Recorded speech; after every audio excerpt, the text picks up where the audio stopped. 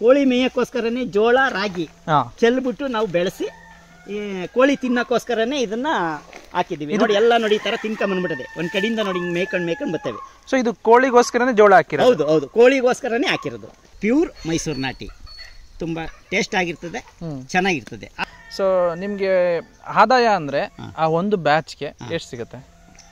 ಚೆನ್ನಾಗಿ ಬಂದ್ರೆ ಒಂದು 1 ಲಕ್ಷ 1.25 ಲಕ್ಷ ಸಿಗುತ್ತೆ. ಓಕೆ, ಚೆನ್ನಾಗಿ ಬಂದ್ರೆ ಸ್ವಲ್ಪ ಒಂದು 4 ತಿಂಗಳಿಗೆ 1.5 kg ಬರ್ತದೆ. 4 ತಿಂಗಳಿಗೆ 1 ವರ್ಷ ಸಾಕಿದ್ರೆ 1 ವರ್ಷ ಕಂಟಿನ್ಯೂಸ್ ಆಗಿ ಸಾಕಿದ್ರೆ 2 kg ಗಂಟ ಬರ್ಬೋದು ಪ್ಯೂರ್ ನಾಟಿ. ಅದ್ರ ಮೇಲಂತೂ ಯಾವುದೇ ಕಾರಣಕ್ಕೂ ಬರಲ್ಲ. ಇವಾಗ ಫಾರಂ ಕೋಳಿ ಬಾಯ್ಲರ್ ಫಾರ್ಮ್ ಇರುತ್ತೆ, ಅದು 40 ದಿನದಲ್ಲಿ 2.5 kg ಬರ್ತದೆ. ಹೌದು ಹೌದು. ಸೊ ನಾಟಿ ಕೋಳಿ ಇಷ್ಟೊಂದು ಟೈಮ್ ಬೇಕು. ಹೌದು, ಈಗ ನಾವು ಅಲ್ಲಿ ಒಳಗಡೆ ನೀವು ನೋಡಿದ್ದು ಅದು 1.5 ವರ್ಷ 2 ವರ್ಷದ್ದು. ಅದು ಅದಕ್ಕೆ ಮಿನಿಮಮ್ ಅಂದ್ರೆ ಒಂದು ಕೋಳಿ 2 kg ಮೇಲೆ ಬರೋದೇ ಇಲ್ಲ. ಅದೇ ನಾಟಿ ಕೋಳಿಲೇ DB ಕ್ರಾಸ್ ಅಂತ ಬರ್ತದೆ, ಅಸೀಲ್ ಅಂತ ಬರ್ತದೆ. ಅದು 2.5 ತಿಂಗಳಿಗೆಲ್ಲ ಬಂದ್ಬಿಡ್ತದೆ.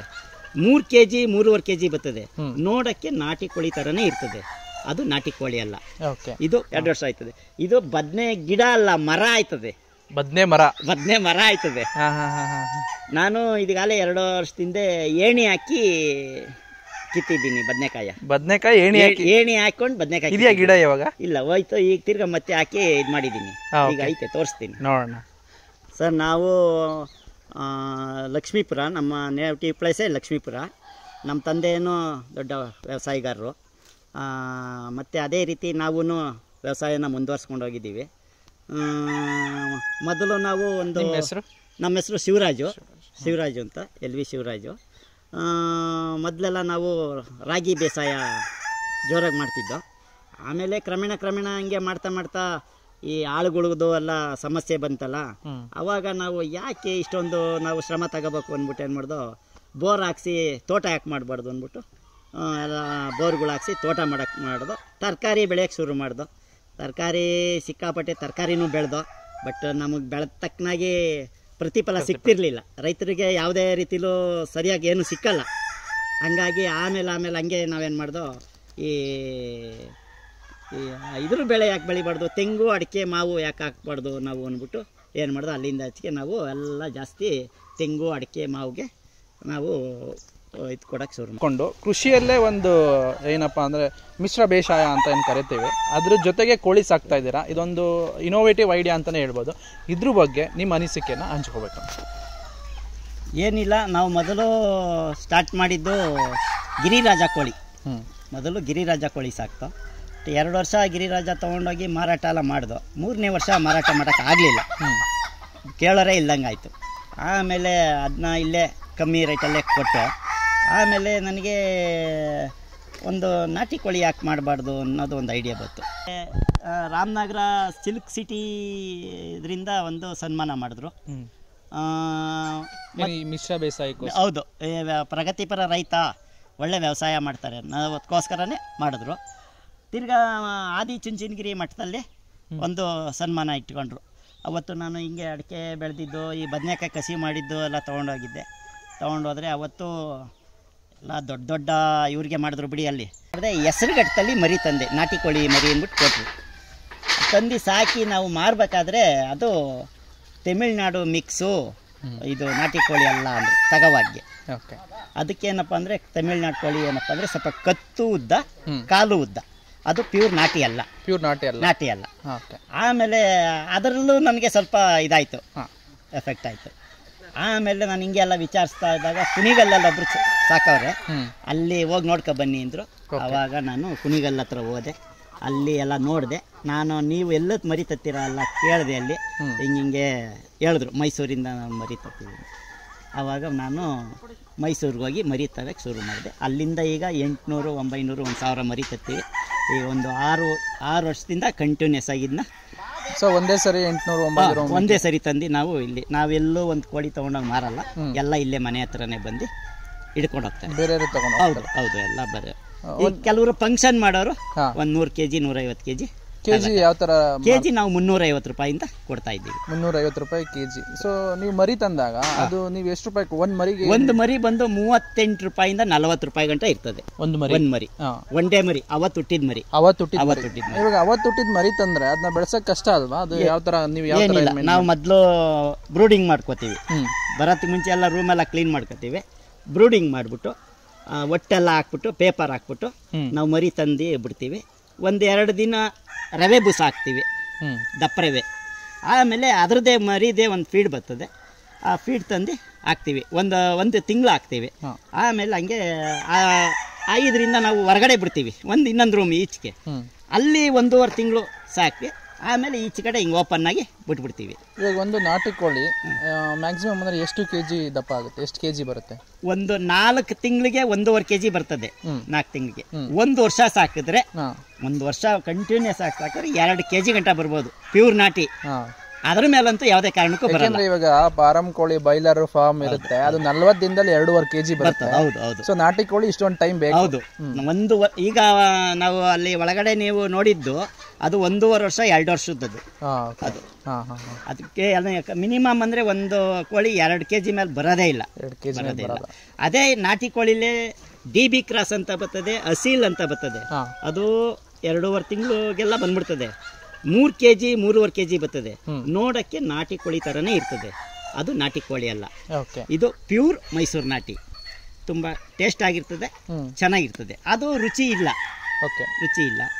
ಕಮ್ಮಿ ಖರ್ಚಲ್ಲಿ ಜಲ್ದ್ ಬರ್ತದೆ. ಫಾರಂ ಕೋಳಿ ತರ ಜಲ್ದ್ ಬರ್ತದೆ, ಬಟ್ ಜನ ಇಷ್ಟಪಡಲ್ಲ ಅದನ್ನ. ಇವಾಗ ಒಂದು ಕೋಳಿ 1 ಕೆಜಿ 350 ರೂಪಾಯಿ ನಂಗೆ ಮಾಡ್ತಾರೆ. ಸೊ 1 ಕೆಜಿ ಹೆಂಗಿಲ್ಲ ಅಂದ್ರೆ ನಿಮಗೆ 700 ರೂಪಾಯಿವರೆಗೂ ಸಿಗುತ್ತೆ. 1 ಕೆಜಿಗೆ 2 ಕೆಜಿ ಬಂದ್ರೆ 700. 2 ಕೆಜಿ ಗಂಟ 1.5 1 ಕಾಲು 1 300 400. ಮಿನಿಮಮ್ 500 ರೂಪಾಯಿ ಅಂತ ಒಂದು ಕೋಳಿಗೆ ಸಿಗುತ್ತಾ? ಹೌದು ಸಿಗುತ್ತೆ. ಏನು ಇದೆ ಇಲ್ಲದೆ ಬಂದ್ರೆ ಸಿಗುತ್ತೆ. ಸೊ ಮತ್ತೆ ಇದ್ರಲ್ಲಿ ಮೊಟ್ಟೆನೂ ಕೂಡ ಇರ್ತದೆ. ಬಟ್ ನಮ್ಮ ಹತ್ರ ಮೊಟ್ಟೆ ಅಷ್ಟೊತ್ತಿಗೆ ಬಿಡೋದೆಲ್ಲ ಮಂದಲೇ ತಗೊಂಡೋಗ್ಬಿಡ್ತಾರೆ. ನೀವೇ ಮರಿ ಮಾಡ್ಬೋದಲ್ಲ, ಏನಕ್ಕೆ ನೀವು? ಅದನ್ನು ಮಾಡಿದ್ವಿ. ಏನಾಯ್ತು, ಒಂದೇ ಸರಿ ಮರಿ ಇಳಿಯಲ್ಲ. ನಾವೇನ್ ಮಾಡ್ದೋ, ಮರಿ ಇಳಿಸಿ ಎಲ್ಲ ಎಲ್ಲ ಸೇರ್ಸ್ಬಿಟ್ಟು ಇದ್ ಮಾಡೋಣ ಅಂತ ಮಾಡ್ದೋ. ಬೇರೆ ಕೋಳಿ ಬಂದು ಆ ಮರಿ ಕಚ್ಚಿಬಿಡ್ತದೆ, ಕಚ್ಚಿ ಸಾಯಿಸ್ತದೆ. ಆದ್ರೂ ಮರಿ ಅದ್ರ ಹತ್ರನೇ ಹೋಗ್ಬೇಕು. ಆ ಬೇರೆ ಮರಿ ಬಂದಾಗ ಏನ್ ಮಾಡ್ತದೆ, ಆ ಕೋಳಿ ಸೇರ್ಸಿಸ್ಕೊಳ್ಳಲ್ಲ, ಕಚ್ಚಿಬಿಡ್ತದೆ. ಹಂಗಾಗ್ಬಿಟ್ಟು ಒಂದ್ ಸ್ವಲ್ಪ ಬಾರಿ ಹಿಂಸೆ ಆಯ್ತು. ಅದು ನಮಗ್ ರಿಸ್ಕು ಜಾಸ್ತಿ ಆಯ್ತು. ಅದ್ ಬಿಟ್ಬಿಟ್ಟು ಅವಾಗಿಂದ ನಾವು ಮರಿನೂ ಒಟ್ಟಿಗೆ ಒಂದೇ ಸರಿ ತರಕ್ಕೆ ಶುರು ಮಾಡ್ದ. ನಮ್ಗೆ ಒಳ್ಳೆ ಮರಿ ಕೊಡ್ತಾವ್ರೆ. ಅಲ್ಲೇನಾಯ್ತು, ಮೊದಲು ಅವರು ಮೊಟ್ಟೆನೆಲ್ಲ ಕಲೆಕ್ಟ್ ಮಾಡಿ ಹಳ್ಳಿಗಳ ಕಡೆ ಮರಿ ಮಾಡಿಕೊಡ್ತಿದ್ರು. ಅದರಲ್ಲಿ ಒಂದು 10ರಿಂದ 15 ಗಿರಿರಾಜ ಬರೋವು, ಯಾವ್ಯಾವ ಜಾತಿ ಕೋಳಿ ಬರೋವು, ಕಡಕ್ನಾಥು ಬರೋವು. ಈಗ ನಾವು ಆ ಕಂಪ್ಲೇಂಟ್ ಅವ್ರಿಗೆ ಹೇಳಿದ್ಗೆ ಈಗ ಅವ್ರೇನು ಮಾಡೋರು, ಅವರೇನೆ ಪೇರೆಂಟ್ಸ್ ಕೋಳಿ ಅವರೇ ಸಾಕವ್ರೆ. 2 ಅವರೇ ಸಾಕಿ ಅವ್ರದ್ದೇ ಮೊಟ್ಟೆಯಿಂದ ಮರಿ ಮಾಡಿ ಪೂರ್ತಿ ಇವಾಗ ನಾಟಿ ಕೋಳಿನೇ, ಒಂದು ಕ್ರಾಸ್ ಅಂತ ಇಲ್ಲ. ಸೊ ಇವಾಗ ನಾಟಿ ಕೋಳಿ ಸಾಕಕ್ಕೆ ಏನೇನು ಅರೇಂಜ್ಮೆಂಟ್ ಮಾಡ್ಕೊಂಡಿದ್ರೆ? ಯಾಕೆ ನೀವು ಶೆಡ್ ಮಾಡಿಲ್ಲ. ಸೊ ಈ ತೋಟನೇ ರಾತ್ರಿ ತಂಗಕ್ ಶೆಡ್ ಬೇಕು. ಆಗ್ಲತ್ತೆಲ್ಲ ತೋಟದಲ್ಲಿ ಎಲ್ಲ ಹಸಿರುದು ಮೆಸ್ ಹಾಕಿ, ಅಕಸ್ಮಾತ್ ಏನಾರ ಕೀರಾಗಿರ ಬರ್ತದೇನಾದ್ರೆ ತಂತ್ರಿ ಜಾಲ್ದ್ರಿ ಇದು ಮೆಸ್ ಹಾಕಿ ಹಿಂಗೆ ಒಂದ್ 8 ಅಡಿ ಇದು ಹಾಕ್ಬಿಟ್ಬಿಟ್ರೆ ಏನು ನಾಯಿ ಆಗ್ಲಿ ಬೇರೆ ಏನೇ ಪ್ರಾಣಿಗಳು ಬರಲ್ಲ. ರಾತ್ರಿ ಮೇದ್ಬಿಟ್ಟು ಸಾಯಂಕಾಲ ಒಳಗಡೆ ಬಂದು ಒಳಗಡೆ ಶೆಡ್ ಜೋಳ ಎಲ್ಲ ಏನ್ ಹಾಕಿದ್ದಾರೆ? ಕೋಳಿ ಮೇಯಕ್ಕೋಸ್ಕರನೇ ಜೋಳ ರಾಗಿ ಚೆಲ್ಬಿಟ್ಟು ನಾವು ಬೆಳೆಸಿ ಈ ಕೋಳಿ ತಿನ್ನಕ್ಕೋಸ್ಕರನೇ ಇದನ್ನ ಹಾಕಿದೀವಿ. ನೋಡಿ ಎಲ್ಲ ನೋಡಿ ಈ ತರ ತಿನ್ಕೊಂಡ್ ಬಂದ್ಬಿಟ್ಟದೆ. ಒಂದ್ ಕಡೆಯಿಂದ ನೋಡಿ ಮೇಯ್ಕೊಂಡ್ ಬರ್ತೇವೆ. ಸೊ ಇದು ಕೋಳಿಗೋಸ್ಕರನೇ ಜೋಳ ಹಾಕಿರೋದು? ಹೌದು, ಕೋಳಿಗೋಸ್ಕರನೇ ಹಾಕಿರೋದು. ಸೊ ಇದು ಮತ್ತೆ ಇದು ಉದ್ದ ಆಗಿದೆಯಲ್ಲ, ಇದು ಮತ್ತೇನು ಕಟಾವತ್ತ ಏನು ಮಾಡಲ್ಲ? ಇಲ್ಲ ಹಂಗಂಗೆ ಕೂತಿರ್ತಾ ಹಂಗೆ ಮನಿಕತ್ತದೆ ಜೋಳ, ಹಂಗೆ ಕುತ್ಕೊಂಡು ತಿಂತದೆ. ಸೊ ಎಕ್ಸ್ಟ್ರಾ ಮೇವು ಹಾಕದ್ ತಪ್ಪುತ್ತೆ ಅಂತ? ಹೌದು. ಇದೆಲ್ಲ ತಿಂದ್ರೇನೆ ಅದು ನಾಟಿ ಕೋಳಿ. ಬರೀ ಫೀಡ್ ಹಾಕಿ ಸಾಕಿದ್ರೆ ಅದು ನಾಟಿ ಕೋಳಿ ಅನ್ಸ್ಕೊಳ್ಳೋದೇ ಇಲ್ಲ. ಬಿಸಿಲಲ್ಲಿ ಮಳೆಯಲ್ಲಿ ನೆನಿಬೇಕು, ಅದು ನಾಟಿ ಕೋಳಿ. ಸೊ ಈ ಮೆಶ್ ಅಲ್ಲಿ ಹಾಕಕ್ಕೆ ಎಕ್ಸ್ಟ್ರಾ ಖರ್ಚು ಮಾಡಿದ್ರ ನೀವು? 35,000 ರೂಪಾಯಿ ಮೆಸ್ ಆಯ್ತು. ಕಬ್ಬಣದ ಮೆಸ್ಸು, ಜಾಲ್ರಿದು. ಇದು ಕಬ್ಬಣದ ಹಾಕಿದ್ದೀರಾ? ಇದು ಜಾಲ್ರಿದು, ತಂತಿ ಜಾಲ್ರಿ. ಮತ್ತೆ ಇದೆಲ್ಲ ಒಂದು ನೆಟ್ಟು ಒಂದು 3,000-4,000 ರೂಪಾಯಿ ಎಲ್ಲ ಸಿಗ್ತದೆ. ಇದು ಹಸಿರು ಮೆಟ್ಟು, ಅದರಿಂದ ಹಾಕಿರೋದು ಮೆಸ್ ಹಾಕಿದ್ರೆ. ಮೆಸ್ ಏನಕ್ಕೆ ಎರಡು ಏನಕ್ಕೆ ಹಾಕಿದ್ರೆ? ಇದು ಎರಡು ಅಂದ್ರೆ ಸರ್ ಇದೇನಾಯ್ತದೆ, ಮೊದ್ಲು ಬರೀ ಹಸಿರದೇ ಹಾಕಿದ್ದು. ಕೀರಾ ಹೊರಗಡೆಯಿಂದ ಬಂದು ಮೆಸ್ ಕಟ್ ಮಾಡ್ಬಿಟ್ಟು ಬಂದು ಕೀರಾ ತಿನ್ನಕ್ ಶುರುವಾಯ್ತು. ಹಾ ಅವಾಗ ನನಗೆ ಈ ಐಡಿಯಾ ಬಂತು, ಇದನ್ನ ಹಾಕಿ ಇದ್ ಮಾಡಿದ್ರೆ ಕೀರ ಬರಲ್ಲ ಅಂತ. ಕೀರ ಬರಲ್ಲ. ನೋಡಿ ಇದೆಲ್ಲ ಕೀರ ಕಟ್ ಮಾಡಿ ಹೊರಗಡೆಯಿಂದ ಬಂದಿರೋದು. ಆಮೇಲೆ ನಾವು ಮೆಸ್ ಹಾಕಿದ್ದು. ಸೊ ಇವಾಗ ಮೆಸ್ ಹಾಕಿದ್ರೆ ಕೀರ ಅವಾಯ್ಡ್ ಇಲ್ಲ, ಬರ್ತಾ ಇಲ್ಲ. ಸೊ ಇವಾಗ ಎಷ್ಟು ಅಡಿಕೆ ಗಿಡ ಇದೆ ಇದರಲ್ಲಿ ಸರ್? ಇಲ್ಲಿ ಈಗ ಒಂದು 150 200 ಇರಬೇಕು. ಓಕೆ. ಇದು ಒಟ್ಟು ಟೋಟಲ್ ಒಂದು 1,500 ಐತೆ. ನಾವು ಇಷ್ಟಕ್ಕೆ ಮಾತ್ರ ಹಾಕೊಂಡಿದ್ದೀವಿ. ಓಕೆ. ಮುಂದೆ ಇನ್ನೂ ಸ್ವಲ್ಪ ಜಾಸ್ತಿ ಮಾಡ್ಕೊಳ್ಳೋಣ. ಹೌದು. ಸೊ ಇಷ್ಟು ಜಾಗದಲ್ಲಿ ಇವಾಗ ಎಷ್ಟು ಕೋಳಿ ಸಾಕ್ತಾ ಇದ್ದಾರೆ? ಇಷ್ಟು ಜಾಗದಲ್ಲಿ 1,000 ಸಾಕ್ಬೋದು. ಬಟ್ ನಾವು 700-800 ತರಿಸ್ತೀವಿ. ಒಂದ್ಸರಿ 700-800 ತರಿಸ್ತೀವಿ. ಈಗ ಇನ್ನೇನು ಇನ್ನೊಂದು ಐತಿದ್ದಂಗೆ ಇನ್ನೊಂದು ಬ್ಯಾಚ್ ಇವಾಗ ಮರಿ ತರಿಸ್ತೀವಿ. ಎಲ್ಲ ಕ್ಲೀನ್ ಮಾಡ್ಬಿಟ್ಟು ರೂಮ್ನ ಅಲ್ಲಿ ಮರಿ ಸಾಕೋತೀವಿ.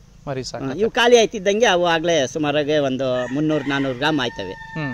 ಒಂದು ಬ್ಯಾಚ್ ಸಾಕಕ್ಕೆ, ಒಂದು ಬ್ಯಾಚ್ ಮರಿಗಳನ್ನ ಸಾಕಕ್ಕೆ, ಅದು ಮಾರೋ ಅಂತ ಸ್ಟೇಜ್ ಬರಕ್ಕೆ ಎಷ್ಟು ಖರ್ಚಾಗುತ್ತೆ ನಿಮಗೆ? $1.5 ಲಕ್ಷ ಗಂಟ ಆಯ್ತದೆ. $1.5 ಲಕ್ಷ ಖರ್ಚಾಗುತ್ತೆ. ಏನಕ್ಕೆ $1.5 ಲಕ್ಷ? ಯಾಕೆಂದ್ರೆ ನೀವು ಜೋಳ ಹಾಕಿದ್ದೀರಾ, ಅದೇ ಮೇವು ಸಿಗುತ್ತೆ. ಇದು ಅಡಿಕೆ ಮೇಷ್ಟು, ಯಾವ ಶೆಡ್ಡು ಅಥವಾ ಬೇರೆ ಏನು ಆಪ್ಷನ್ಸ್ ಇಲ್ಲ. ಸೊ ಹಂಗಾಗಿ $1.5 ಲಕ್ಷ ಎಂತ ಖರ್ಚಾಗುತ್ತೆ? ಇಲ್ಲ ಸರ್, ಫೀಡು ಬರೀ ಒಂದೇ ಟೈಮ್ ನಾವು ಬರೀ ಪೂರ್ತಿ ಇದ್ರ ಮೇವೇ ಕೊಡಲ್ಲ. ಸಾಯಂಕಾಲ ನಾವು ಇದ್ರ ಫೀಡು ಹಾಕ್ತೀವಿ. ಆಮೇಲೆ ಇದು 4 ತಿಂಗಳು ಫಾರಂ ಕೋಳಿ ತರ ಅಲ್ವಲ್ಲ, ಅದು ಟೈಮ್ ಜಾಸ್ತಿ ತಗೊಳ್ಳುತ್ತೆ. 4-4.5 ತಿಂಗಳು 5 ತಿಂಗಳು ಆಗೋಯ್ತದಲ್ಲ, ಅದರಿಂದ ಖರ್ಚು ಜಾಸ್ತಿ ಬರ್ತದೆ. ಬರುತ್ತೆ. ಸೊ ಒಂದು ಬೆಳೆಗೆ ಇವಾಗ $1.5 ಲಕ್ಷ ವರೆಗೂ ಖರ್ಚಾಗುತ್ತೆ. ಯಾಕೆಂದ್ರೆ ಇದು ಟೈಮ್ ಪೀರಿಯಡ್ ಜಾಸ್ತಿ ಇರೋದ್ರಿಂದ. ಸೊ ನಿಮ್ಗೆ ಆದಾಯ ಅಂದ್ರೆ ಆ ಒಂದು ಬ್ಯಾಚ್ಗೆ ಎಷ್ಟು ಸಿಗುತ್ತೆ? ಚೆನ್ನಾಗಿ ಬಂದ್ರೆ 1 ಲಕ್ಷ 1.25 ಲಕ್ಷ ಸಿಗುತ್ತೆ. ಓಕೆ. ಚೆನ್ನಾಗಿ ಬಂದ್ರೆ ಸ್ವಲ್ಪ ಏನಾನ ರೋಗ ಈಗ ಬಂದೇನ ಅಕಸ್ಮಾತ್ ಇದಾದ್ರೆ ಇನ್ನೂ ಸ್ವಲ್ಪ ಕಮ್ಮಿ ಆಗುತ್ತೆ. ಅಂದ್ರೆ ಇವಾಗ ಖರ್ಚು ಕಳೆದು $1.5 ಲಕ್ಷ ಎಕ್ಸ್ಟ್ರಾ ಲಾಭ ಸಿಗುತ್ತೆ. ಇದಕ್ಕೆ ಅಂತ ನೀವು ಎಕ್ಸ್ಟ್ರಾ ಟೈಮ್ ಏನು ಸ್ಪೆಂಡ್ ಮಾಡಲ್ಲ? ಇಲ್ಲ. ಇದು ನೋಡಿ, ಇದು ಪಾರ್ಟ್ ಟೈಮ್. ಇದು ನಮ್ಗೆ ಇದೊಂದೇ ಅಲ್ಲ, ನಮ್ಗೆ ಬೇರೆಲ್ಲ ಇರ್ತದೆ. ನಾವಿಲ್ಲಿ ಬಂದು ಬೆಳಿಗ್ಗೆ ಮೇವ್ ಹಾಕ್ಬಿಟ್ಟು ಹೋದ್ರೆ ತಿರ್ಗಿನ ಸಾಯಂಕಾಲ ಗಂಟೆ ಇದ್ರದ್ದು ಏನು ಇರಲ್ಲ. ಏನು ಇದ್ರ ತೊಂದರೆ ಇರಲ್ಲ. ಇನ್ನೂ ನಮ್ಗೆ ಇದು ಮಾಡ್ಬೇಕು ಅಂದ್ರೆ ಮೊಟ್ಟೆನೇ ಮಾಡಿದ್ರೆ ಇನ್ನೂ ಇದಾಗುತ್ತೆ. ಬಟ್ ನಾವು ಇನ್ನೂ ಸ್ವಲ್ಪ ಇವೆಲ್ಲ ವ್ಯವಸ್ಥೆ ಮಾಡ್ಕೊಂಡು ಸ್ವಲ್ಪ ಮೊಟ್ಟೆದು ಮಾಡ್ಬೇಕು ಅನ್ಕೊಂಡು. ಮೊಟ್ಟೆದು ಹೆಂಗೆ ಅಡ್ವಾಂಟೇಜ್ ಆಗುತ್ತೆ? ಮೊಟ್ಟೆ ಅದಕ್ಕೆಲ್ಲ ಮೊಟ್ಟೆ ಇಕ್ಕಕ್ಕೆ ಎಲ್ಲ ಬಾಕ್ಸ್ ಮಾಡಿಸ್ಬೇಕು ಮರದಲ್ಲಿ. ಮತ್ತೆ ರಾತ್ರಿ ಹೊತ್ತು ಕುಂತ್ಕೋಬೇಕು ಅಂದ್ರೆ ಅದು ಕೋಳಿಗೆ ಅಡ್ಡ ಒಂದೊಂದು ಪಟ್ಟಿಗಳು ಹಾಕಿ ಅದು ನೈಟಲ್ಲಿ ಅವು ಅಲ್ಲಿ ಕುಂತ್ಕೋಬೇಕು. ಆ ಥರ ಎಲ್ಲ ಮಾಡಿದಾಗ ಇದಾಗುತ್ತೆ. ಬಟ್ ಇವಾಗ ನಾವ್ ಇನ್ನೂ ಅದನ್ನ ಮಾಡಿಲ್ಲ. ಮೊಟ್ಟೆದು ಮಾಡಕ್ ಹೋದಾಗ ಇನ್ನು ಸ್ವಲ್ಪ ಇವಾಗ ಕೋಳಿ ಮೊಟ್ಟೆನೂ ಸಿಗ್ತಾ ಇತ್ತಾ ನಿಮ್ಗೆ? ಹೌದು. ಮೊಟ್ಟೆ ಎಲ್ಲ ಯಾವ ರೀತಿ ಮಾಡ್ತೀರಾ? ಮೊಟ್ಟೆ ನಾವು ಇನ್ನೂವರೆಗೂ ಮಾರ್ತಿಲ್ಲ, ಬರೀ ನಾವೇ ಸ್ವಂತಕ್ಕೆ ಯೂಸ್ ಮಾಡ್ಕೋತಾ ಇದ್ದೀವಿ. ಮೊಟ್ಟೆ ಅಷ್ಟೊತ್ತಿಗೆ ಬಿಟ್ಬಿಡ್ತೇವೆ. ನಾವೇ ಒಂದು 50 ಕೋಳಿ ಬಿಟ್ಕೊಂಡು ನಮ್ ಸ್ವಂತಕ್ಕೆ ಅನ್ಬಿಟ್ಟು ನಾವು ತಿನ್ನೋರ್ಗೆ ನೆಂಟ್ರಿ. ನಾರ್ಮಲ್ ಆಗಿ ಇವಾಗ ಮಾರ್ಬೇಕು ಅಂದ್ರೆ ಮೊಟ್ಟೆ ಏನ್ ರೇಟ್ಗೆ ಹೋಗ್ತಾ ಇದೆ? ಮೊಟ್ಟೆ ಒಂದು $12 ಇಂದ $15 ಗಂಟ ನಾಟಿ ಕೋಳಿ ಮೊಟ್ಟೆ. ಇವಾಗೆಲ್ಲ ಬೆಂಗಳೂರು ಕಡೆ ಏನಾಗುತ್ತೆ ಅಂದ್ರೆ ಟೀ ಪುಡಿ ಒಳಗೆ ಅಜ್ಜಿ ಬಿಟ್ಟು ಮಾಡ್ತಾರೆ ಅಂತಾರ. ಇಲ್ಲ, ಇದು ಪೂರ್ತಿ ನಾಟಿ ಮಟನೆ. ಸೊ $12 ನಂಗೆ ಹೋಗುತ್ತೆ. ಸೊ ನೀವು ಅದರಿಂದ ಲಾಭ ಇರೋದ್ರಿಂದ ಮೊಟ್ಟೆಗೋಸ್ಕರನೇ ಕೋಳಿನ ಸಾಕ್ಬಿಟ್ಟು ಬೇಸಾಯ ಮಾಡ್ಬೋದು. ಏನ್ ತೊಂದ್ರೆ ಇಲ್ಲ, ಆರಾಮಾಗಿ ಮಾಡ್ಬೋದು. ಓಕೆ. ಸೊ ಈ ಕೋಳಿ ಇಲ್ಲೆಲ್ಲ ಇರುತ್ತಲ್ವಾ, ನೈಟ್ ಹೊತ್ತೆಲ್ಲ ಎಲ್ಲೋಗಿ ಸಿಗುತ್ತೆ? ನೀವೇ ನೈಟ್ ಹೊತ್ತೆಲ್ಲ ಫಾರಂ ಒಳಗಡೆ ಬಂದ್ಬಿಡ್ತದೆ ಸರ್. ಓಕೆ. ಅದು ಸಾಯಂಕಾಲ ಈಗ ಮಳೆ ಹನಿ ಬತ್ತು ಅಂದ್ರೆ ಫಾರಂ ಒಳಗೆ ಹೊಡ್ಬಂದ್ಬಿಡ್ತವೆ. ಆಟೋಮೆಟಿಕ್ ಆಗಿ ಅವೇ ಬಂದ್ಬಿಡ್ತವೆ. ನೀವೇನ ಕರ್ದಿ ಅವು ಸಾಯಂಕಾಲ ಕತ್ಲೆ ಆಯ್ತಿದ್ದಂಗೆ ಫಾರಂ ಒಳಗೆ ಬರ್ತವೆ. ಮಳೆ ಬಂದ್ರೆ ಫಾರಂ ಒಳಗೆ ಬರ್ತವೆ, ಇಲ್ಲ ಅಂದ್ರೆ ಸಾಯಂಕಾಲ ಕತ್ಲೆ ಆದ್ಮೇಲೆ ಫಾರಂ ಒಳಗೆ ಬಂದ್ಬಿಡ್ತವೆ. ಯಾವ ಇಲ್ಲಿ ಇರಲ್ಲ, ಒಂದೇ ನಾವು ಓಡ್ಸಂಗೆ ಇಲ್ಲ, ಎಲ್ಲ ಅವಾಗ ಅವು ಬಂದು ಕೂತ್ಕೊಬಿಡ್ತವೆ.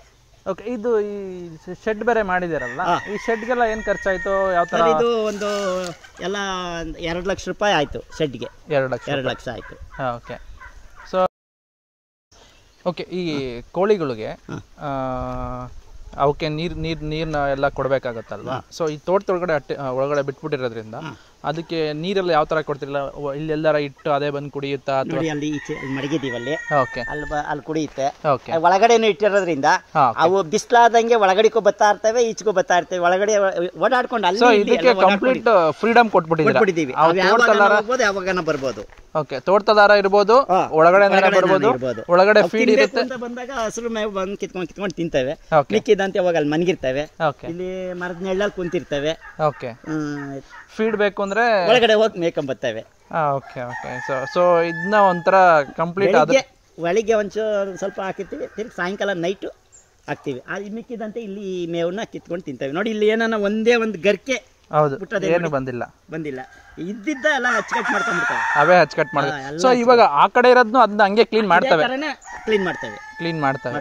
ಸೊ ಬಟ್ ಇದರಿಂದ ಅಡಿಕೆ ಗಿಡಕ್ಕೆ ಏನು ಪ್ರಾಬ್ಲಮ್ ಏನಿಲ್ಲ, ಇನ್ನು ಒಳ್ಳೆ ಗೊಬ್ಬರ ಬೀಳ್ತಾ ಇದೆ ಅದಕ್ಕೆ.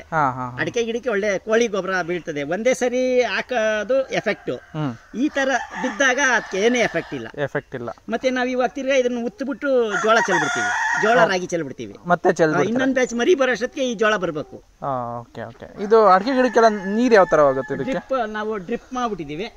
ಆ ಡ್ರಿಪ್ ಸಿಸ್ಟಮ್ ಅಲ್ಲೇ ಅಡಿಕೆ ಗಿಡಕ್ಕೆ ನೀರ್ ಬೀಳ್ತದೆ. ಮತ್ತೆ ಕೋಳಿನೂ ಅಷ್ಟೇ, ಆ ಡ್ರಿಪ್ ಅಲ್ಲಿ ಬರತಾವೇನೆ, ಕೆಲವು ಇಲ್ಲೇ ಕುಡ್ಕೋತೇವೆ, ಕೆಲವು ಅಲ್ಲ ಕುಡ್ಕೋತೇವೆ.